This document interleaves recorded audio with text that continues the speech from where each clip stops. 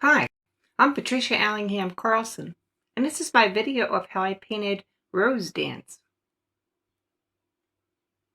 I am not a professional photographer by any means. I grow beautiful flowers in my garden, and I take a lot of joy in doing so. But I found in order to get a good picture or a photograph of any of the flowers, I have to take a lot of photographs. When I take a lot of photographs, I'm more likely to get one that's going to be good. And when I saw this image come up, I was pretty pleased with the composition and the colors and the forms, so I decided to paint it. I hope you'll enjoy my video. Now this painting took me an awful long time to create, and I decided it might be really good to include two versions of the creation process. One with the basics of how I got through the painting and created Rose Dance, and the other with far more details. So you'll find both posted, a long version of Rose Dance and a short version of Rose Dance. You could choose whichever one suits your interest level best. Now let's paint. This painting started out with a very detailed drawing. It took me at least 3 hours to draw out the petals and forms. And I took my time and I made a lot of mistakes. But once it was done, I went into the interior where there were some little yellow details of pistils and stamens, and I used my masking fluid to mask these out so I could paint freely all the colors that went around them. With all the masking done, I let it dry, masked a couple other very light forms to help me to find some clarity in the rest of the painting, and immediately washed my masking brush. Since I had coated it with soapy water prior to dipping it into the paint or the masking, it came clean very nicely.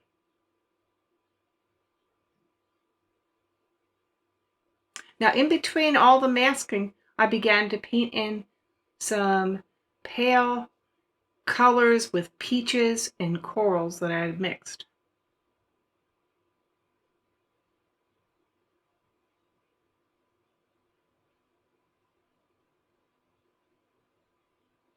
Then I got out some quin gold and some cadmium yellow and filled in the brilliant yellows.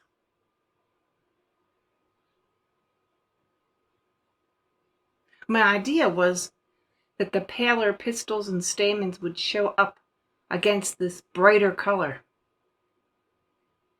And in theory, it sounded good.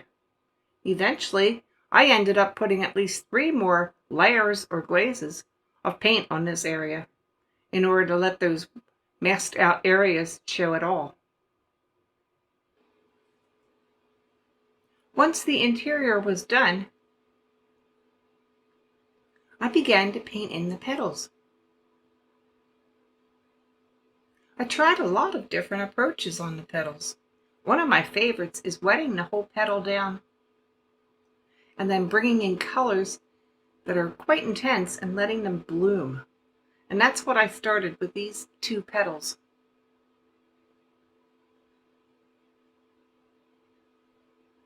If you make your colors intense and concentrated enough, sometimes one layer or one glaze will do it. But if you're making a flower painting with really brilliant colors, it's probably going to need several glazes at least.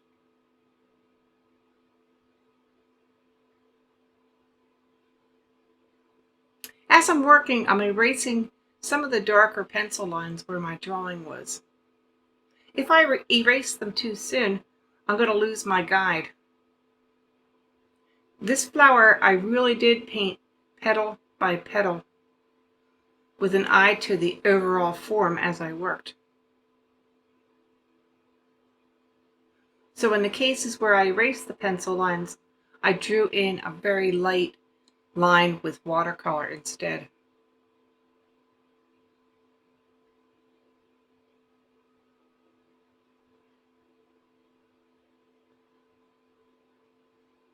So there was a lot of erasing throughout this painting.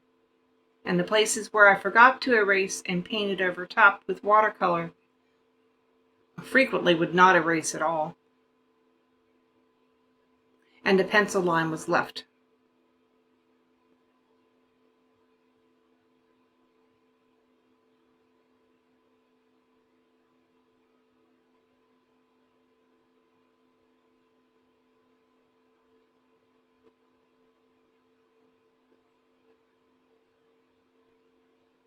Now the petal I'm working on now, I'm just putting in pure color. I'm not letting it flow around. I'm not using a wash. I've just mixed it up with a concentrated mixture of permanent rose and vermilion.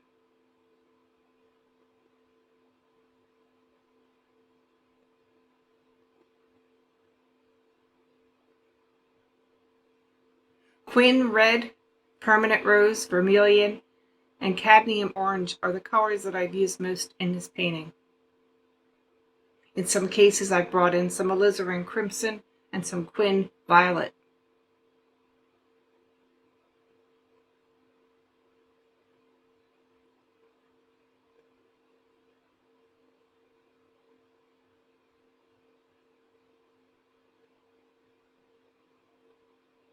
And here is another straight glaze going on with no washing.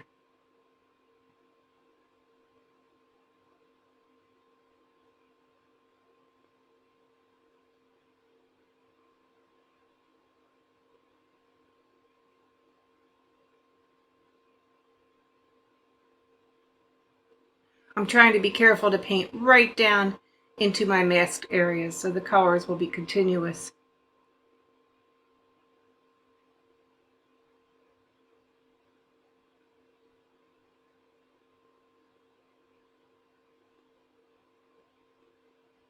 As for pencil lines, many artists leave the pencil lines and use them as a part of their overall composition.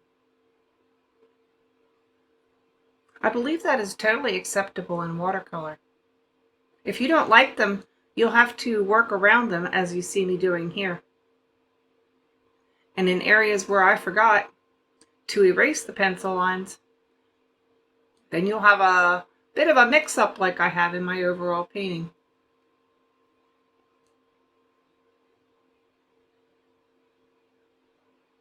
Now the choice is with the individual artist.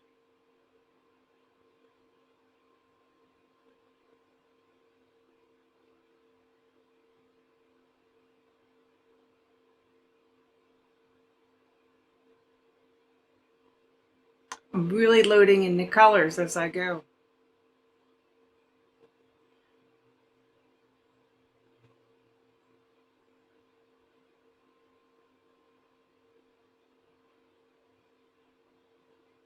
And you can see how bright they are and concentrated when they're wet. Moving into another petal area, I have wet this petal down with water in a selective manner. I've drawn some streaks into it with a wet brush. And then I apply the color moving outward. If I follow the streaks, I will get some feeling of veins in the flower petals.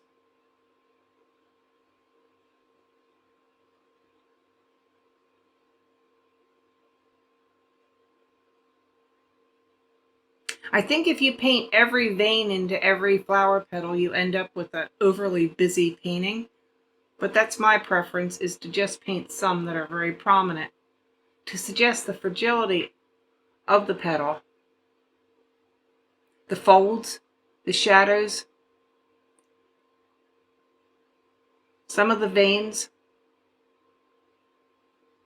and then subduing them later if they're too prominent with a damp brush.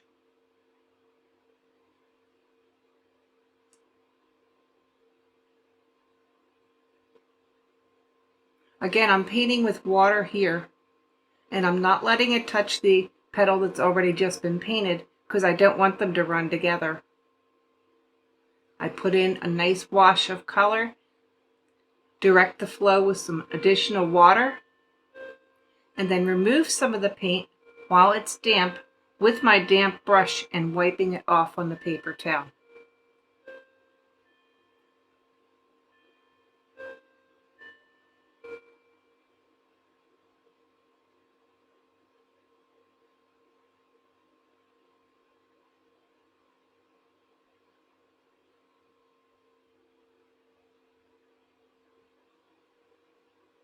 As I work outward on the petals, I'm trying to keep in mind that I want to paint the underlying petals first and the overlapping ones second. I don't seem to always follow this rule, and I do get ahead of myself. But if I do this, it's easier for me to show the overlap than doing it the other way around. Some of the petals are a nice solid color, and I am applying it just as that. Many of the petals have a lighter edge on the side, and most of them are lighter on the outer side as they curl outward. So you'll see me leaving some very pale edges, like this one here, for example.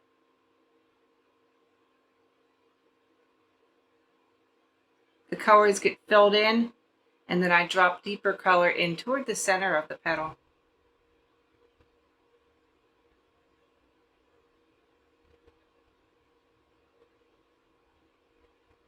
I let it flow outward, but not all the way to the edge. If it did, I could lift it with my damp brush and wiping off the extra paint. But that one worked out pretty well. Now, one of the things I liked about this image that I took was the way the petals drift around like ribbons, and they look so graceful and flowing. That image was not really a big result of my skill. It was just a lucky shot and a beautiful rose that I was taking a shoot of. Here I'm moving over to the left side of the painting more. I've noticed I usually paint a good portion of the right side before I move to the left. And the reason for this is that I'm a left-handed person. I'm less likely to smear wet painting if I work on the right side first and then work leftwise.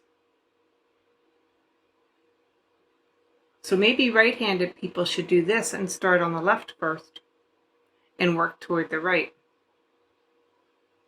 Again, you see me taking some of that concentrated paint that was on my brush into the interior to continue to build up the glazes.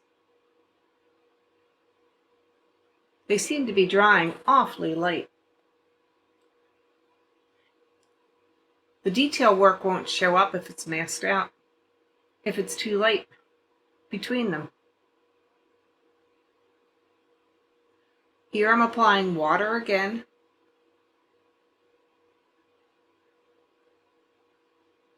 Before applying the paint.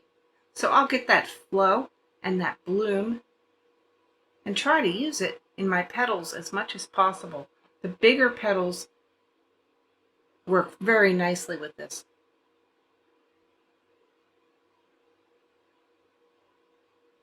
You can also see that I've masked the edge of that petal because it was very lit up.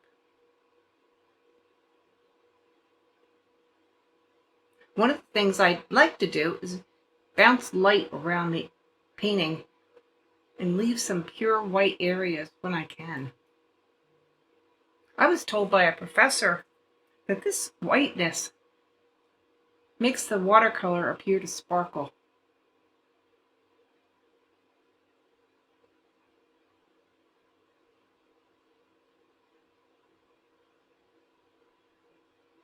So petal by petal, you see me applying water on these large petals, coming in with color and letting it bloom, controlling the flow where I want it to be light and trying to keep it white on the edges where I want the whites to sparkle.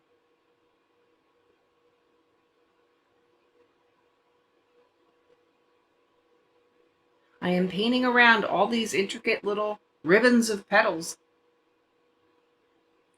in this lower left section too.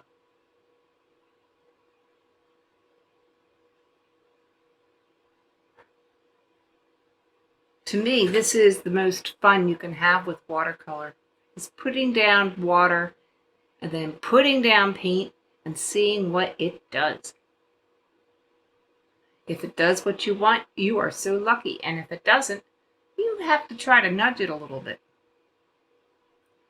A paper towel, a damp brush lifting, adding additional paint.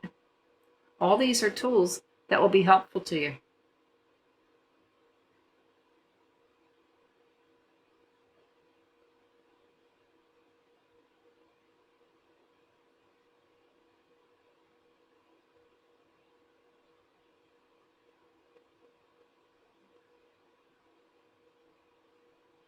So take your time on your initial drawing, because if the drawing is strong and you follow it petal by petal or section by section, you have a good chance of making a nice composition. And that's what I'm telling myself here. This might look like it's going quickly, but it really took hours. And there's many more glazes to come.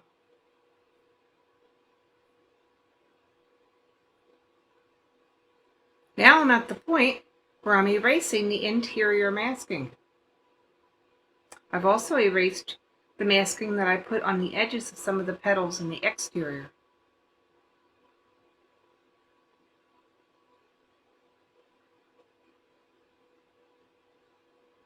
You can see the white pistils and stamens standing out a little bit against the center background.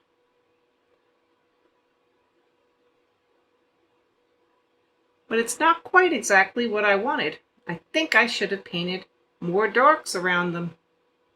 Ah well, I'll be doing a lot more painting in this interior.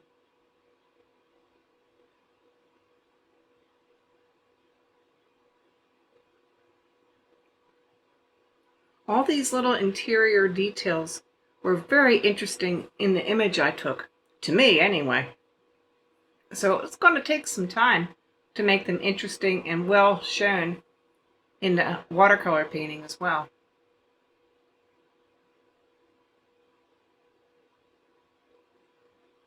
So I began by darkening all the little areas that were showing before and were not masked.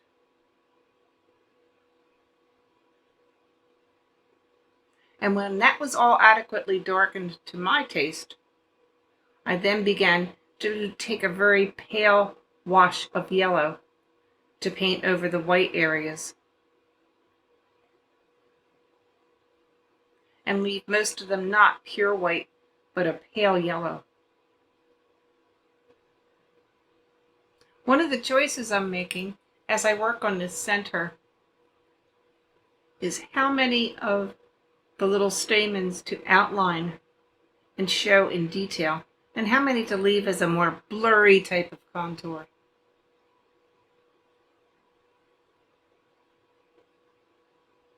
If I outlined every single one, I was afraid they would get a little bit fussy and overly detailed.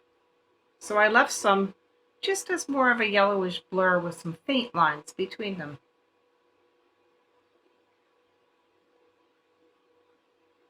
This area was a lot of work, and I was eager to move on. However, the petals in front that are overlapping had to be done after the interior was developed, so I could appear to partially cover some of the interior with them. So I couldn't move on until I got this part done. Once all the little yellow stems are put on, then I could put the little pollen heads on. And they were done, or they were photographing quite dark, a dark deep red, and some of them had stripes on them. So I had to use a tiny brush to show them.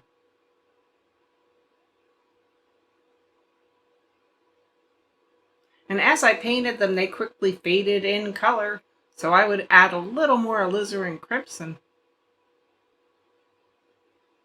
and a little more, and I think those little parts ended up getting 4 glazes. But once I was satisfied, I was able to move on and begin doing the overlapping petals.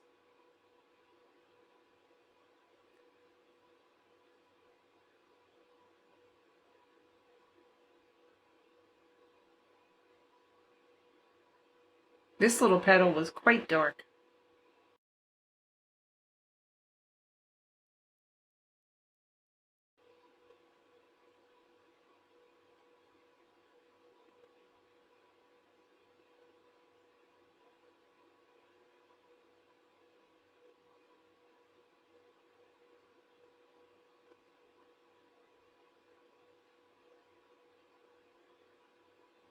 This is the interior of a folded over petal, the interior being quite dark and the exterior, where the light is shining, being quite light.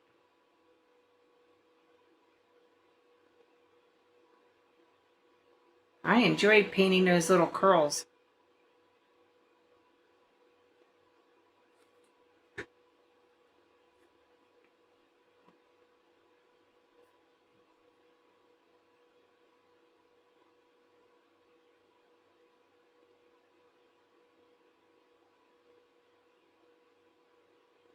Back to darkening the pollen heads. Painting a petal with a folded over edge.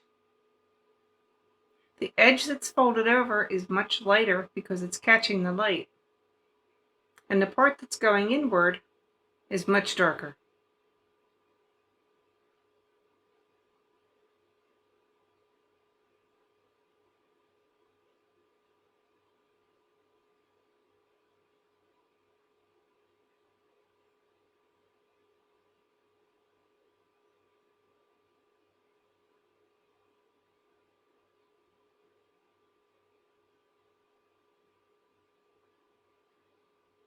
Another glaze of color for that little bright petal toward the center.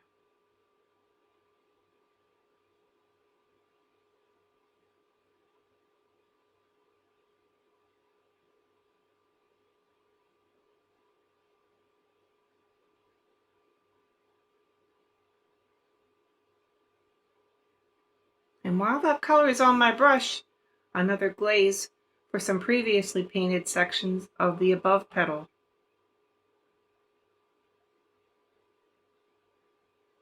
Glazing, as you know, works very best when the underlying color is totally dry, and it's applied fairly quickly without a lot of scrubbing or rubbing, so you don't remove previous layers. So you'll see me frequently taking the paint that's on my brush that is the right color and reglazing all the petals in the area that could use it.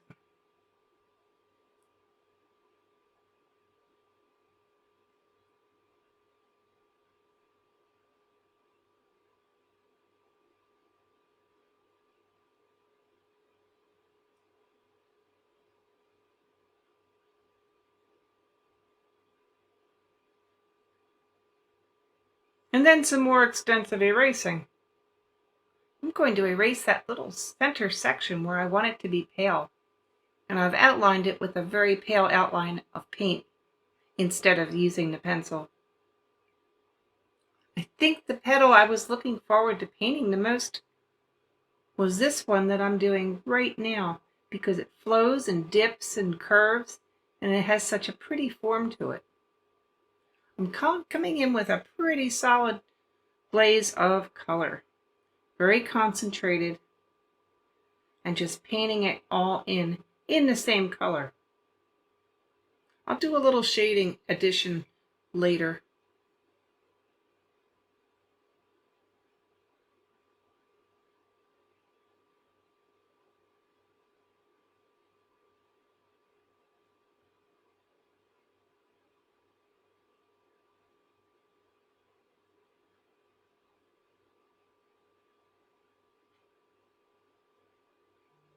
And being careful to preserve exactly where the lightness is in the middle of this shadow.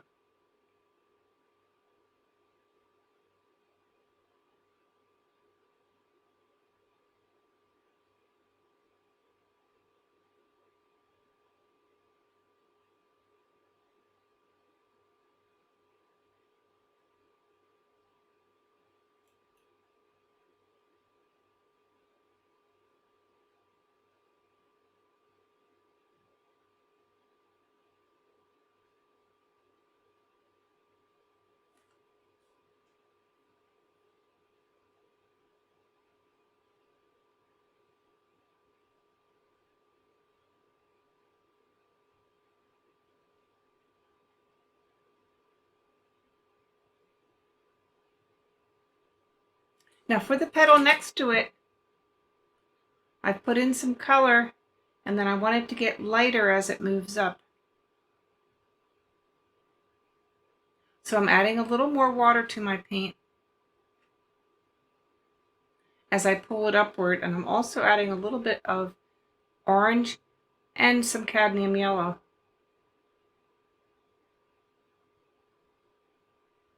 Where the two petals come together, I've added some shading using the Quin Purple and the Alizarin Crimson.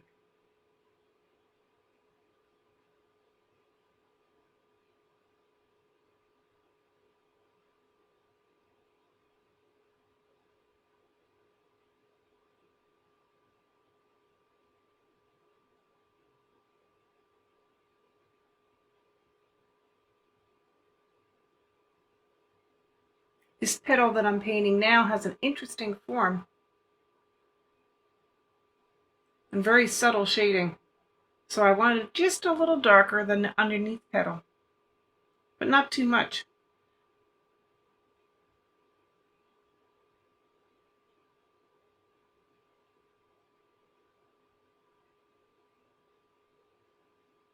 And this last curly petal will be another fun challenge.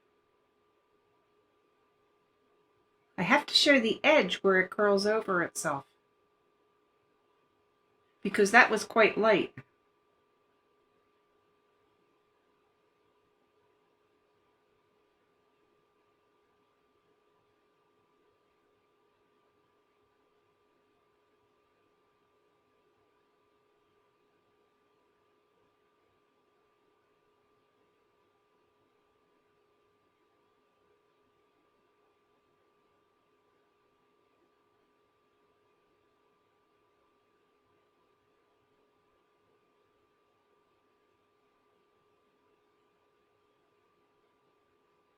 So for right now, I'm painting in the top part of this curly petal and leaving a white edge along between them. That way they do not run into each other, they do not mix colors, and I won't get color where I don't want it. I'll come back and blend that a little bit more later.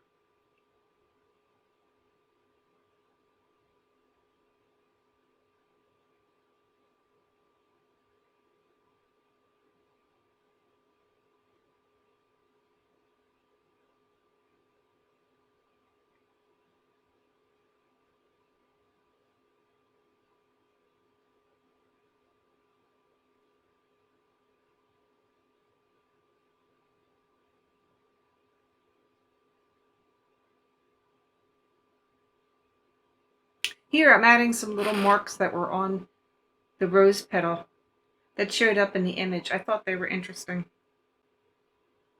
The petal I'm painting now sort of snakes ahead, and we're seeing it straight on.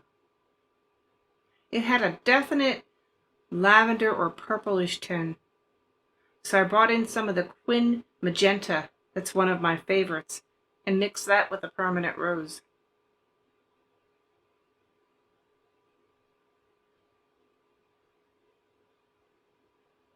It twisted and it turned and it folded and it did all kinds of things.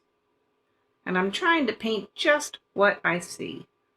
And that's sometimes the best you can do with a very complicated rose.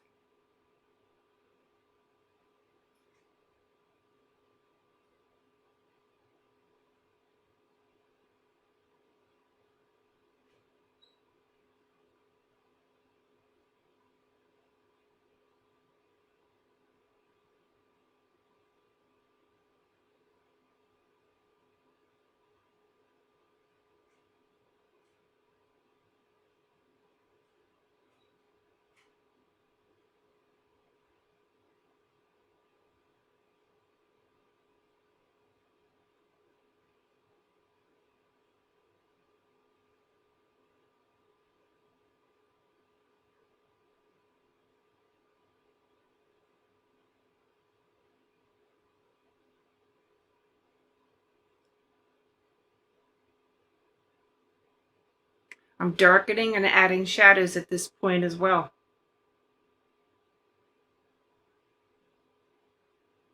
And I have one more major petal to paint in before the glazing and the adjusting begin.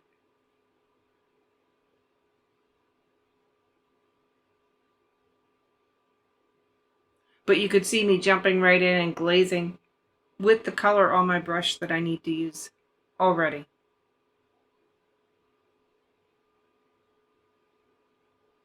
As I begin to glaze along edges, I soften them as well,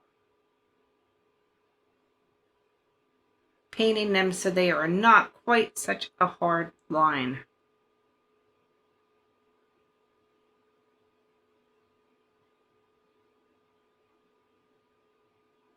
And then I'm taking some of that Quin Magenta into the petal that curls up with the orangish peach top, as well as in some other places. Moving into the last complicated petal, I am wetting down with water the interior where it folds into itself.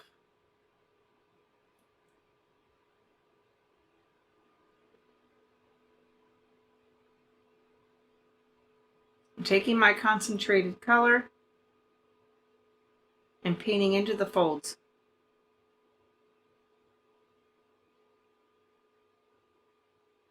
You'll see also that I'm leaving a much lighter edge or a white edge along the outer part of the petal.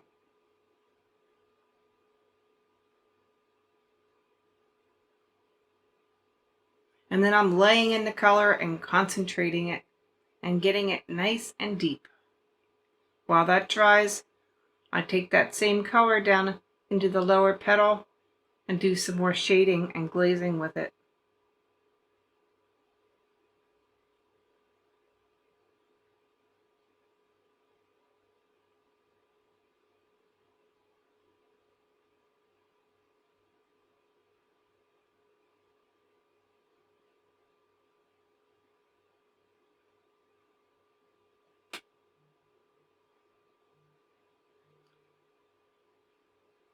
I'm adding a little bit of detailing on the outer edge of that petal and letting it dry.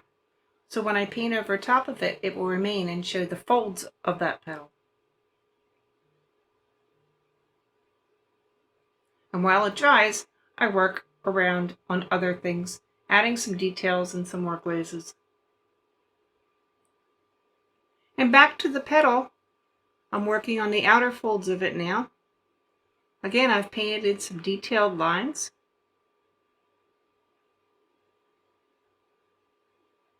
Allow them to dry slightly, and then I'll paint over top of them.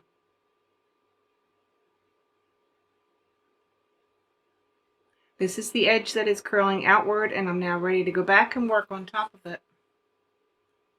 And the lines that I've painted will remain to whatever extent.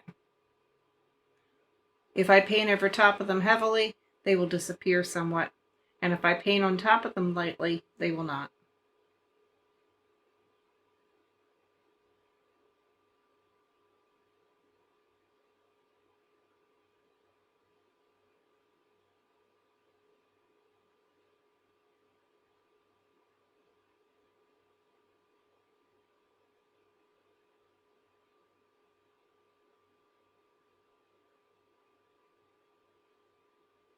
And while that's drying, back to some more minute adjusting. Softening edges, softening shades.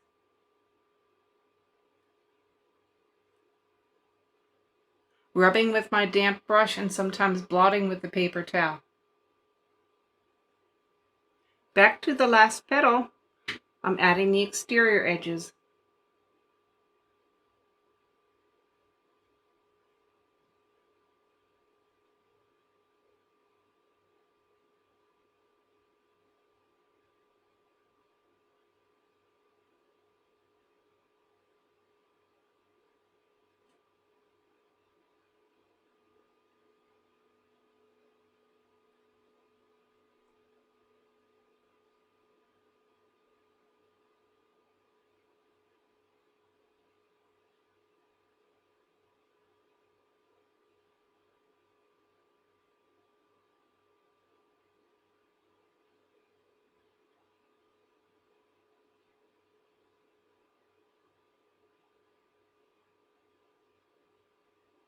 and painting in the remaining parts of this rose, which are, for some of them, are now just getting their first coat.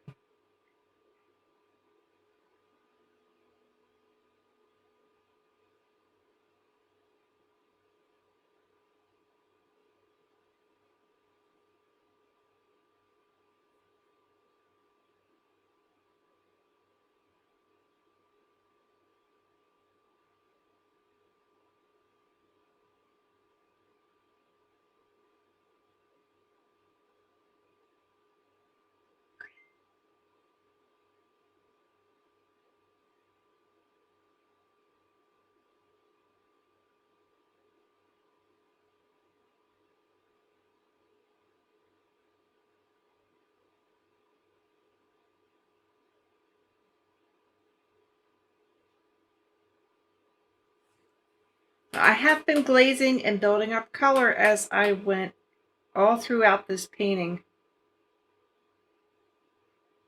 At this point, I will now be coming in and building up more colors still,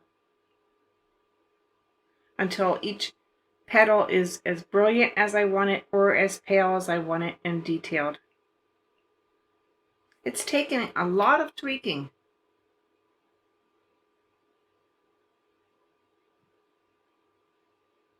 But I'm almost done.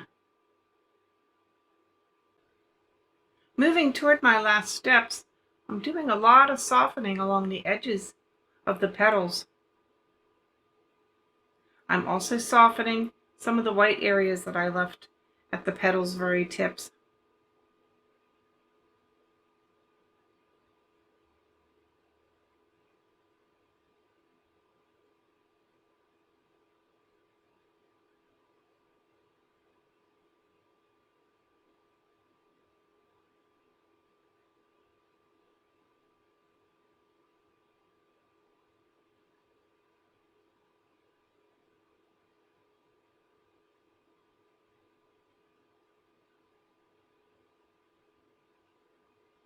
And you can see more glazes going on very lightly at this point.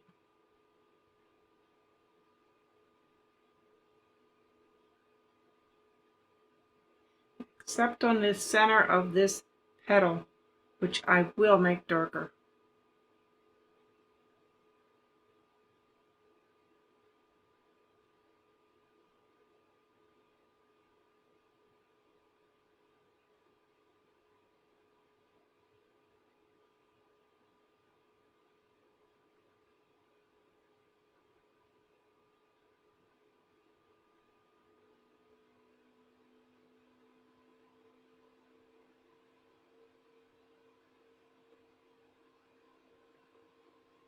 And it's done.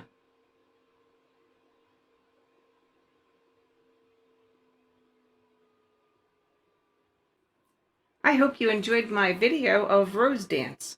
I based this painting on a photograph I took in my garden. And as I said, I take lots of photographs in order to get some good compositions and some exciting images to paint. I also took a lot of time in the drawing to break down the petals and help me to understand them and how they went together in order to paint them. There's some links below.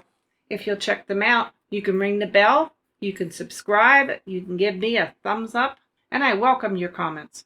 There's some other links as well for you to check out, like to my Facebook page, to my art products, to my blog on art and life. But I hope you enjoyed the video, and I'll see you next painting.